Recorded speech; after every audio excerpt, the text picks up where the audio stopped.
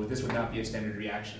However, this reaction is a lot like this one. This is a standard reaction that you definitely could see. And again, in this case, because the water is the solvent, it's likely to get in before the second bromine.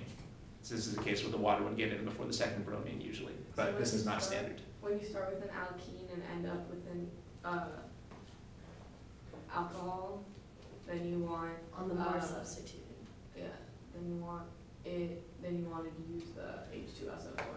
That's right.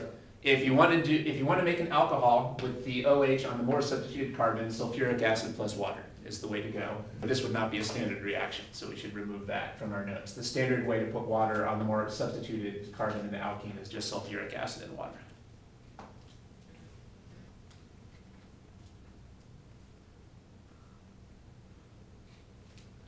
On the other hand, if you want to put in a bromine and an alcohol, then this would be the good approach. Okay, so let's see, where were we? So was this Markov-Makov or anti-Markov-Makov? Markov-Makov, and that makes sense because the water ended up attacking second. So it ended up on the more substitute, on the carbocation, and we formed the more substituted carbocation. Okay, so that's our very important hydration reaction. This is another type of electrophilic addition because the first thing that attacks is an electrophile. So hydration is a type of electrophilic addition. You guys have the alkenes handouts? Let me take that out. Anyway, this was the reaction at the bottom of page 1 of the alkenes handout.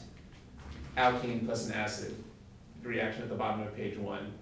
And I just said that you could use the acid HA, but actually you must always use sulfuric acid. Sulfuric acid is by far the most common and standard acid to use here. So for that reaction at the bottom of page 1, the second half of page 1, I might as well just said sulfuric acid plus water.